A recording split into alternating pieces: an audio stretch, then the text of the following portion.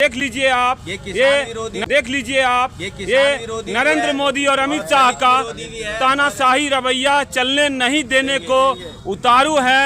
सभी समाज के लोग हैं यहाँ पर और जो है ये जल गया। सांकेतिक था ये संविधान विरोधी बिल। बाबा साहब अमर रहे, बाबा साहब अमर रहे, बाबा साहब अमर रहे, बाबा साहब अमर रहे। जो बाबा से टकराएगा चूर चूर हो जाएगा, बाबा से टकराएगा चूर चूर हो जाएगा, बाबा से टकराएगा चूर चूर हो जाएगा। संविधान जिंदाबाद, संविधान जिंदाबाद, संविधान जिंदाबाद। जब तक सूरज चांद रहेगा बाबा तेरा नाम रहेगा, जब तक सूरज चांद रहेगा बाबा तेरा नाम रहेगा।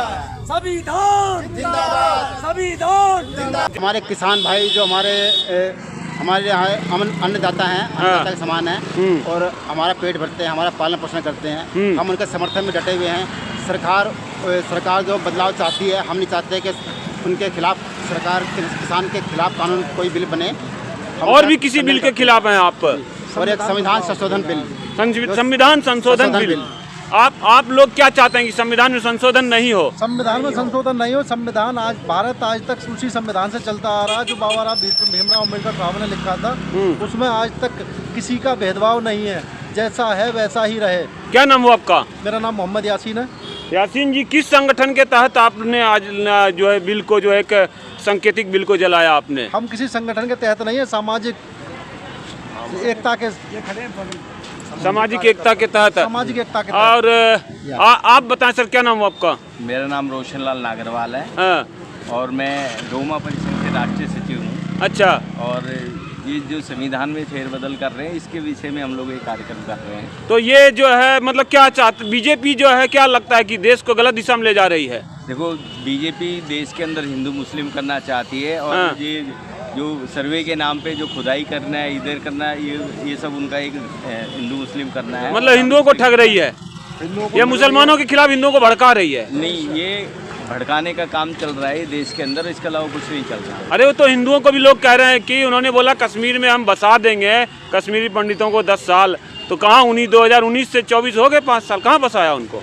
नहीं तो वो आप एक साथ तो दोनों को ठग रहा है, हिंदुओं को भी ठग रहे हैं। दोनों को ही ठग रहे हैं। किसी मुसलमान ने रोका कि नहीं बसाओ कश्मीर में? धारा 370 हटाने का जो मामला था, हाँ। उससे क्या फर्क पड़ा है? उनको नकार दिया ना उन्होंने। एक तरफ तो वो उनको दिक्कत हुआ, दूसरी तरफ जिन कश्मीरी पंडितों की बात की, तो अब देश के कौन से मुसलमान उनको रोक रहे हैं कि भैया तुम मत बसाओ उनको? देखो, वहाँ हिंदू रह रहे हैं, हाँ। जो रह रहे हैं, और बसाने की बात तो जो वहाँ से रह रहे हैं वो तो रह ही रहे हैं, वहाँ पर रह ही रहे वहाँ पर उनका घर अभी भी जा रहे हैं। वहाँ कौन रोक रहा है? कोई मुसलमान नहीं, किसी मतलब ये सिर्फ ठगी कर रहे हैं। ये देश के अंदर ठगी हो रही है, देश के अंदर मुसलमान और भी लोग हैं जुमलेबाजी करते हैं। अभी हमारे हिंदू भाई कश्मीर में अपने मंदिर धर्म के प्रति घूमने गए थे, वहाँ आपदा आई तो वहाँ के मुस्लिम भाइयों ने मस्जिद में ठहराया सबको, सभी हिंदू भाइयों को ठहराया। क्या आपका क्या नाम हुआ चाचा? अच्छा, आप भी विरोध करने के लिए आए हैं? क्या नाम हुआ आपका? मेरा नाम मोहम्मद सलीम है जी। हाँ। मैं किसान बिल जो बनाए गए हैं इनके संविधान के खिलाफ जो काम हो रहे हैं उनके खिलाफ हैं। आपका नाम क्या हुआ? मोहम्मद फिरोज। क्या लग रहा है कि बीजेपी देश में बांट रही है लोगों को?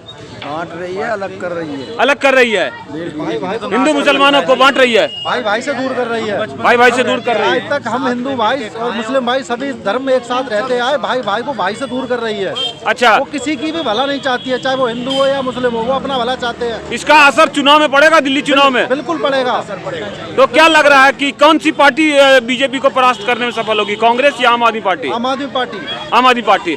तो ये लेकिन राहुल गांधी का बड़ा जोर आ रहा है, वो कह रहे हैं कि हम जो है हमने रोका है बीजेपी को, हमने जो है जवाब दिया अम्बेडकर के खिलाफ। राष्ट्रीय पार्टी वो बड़ी पार्टी है, उसने भी रोका है, लेकिन दिल्ली में केवल जो दिल्ली सरकार है वो आम आदमी पार्टी ही रोक सकती है। उसके लिए दोनों में गठबंधन होना चाहिए था।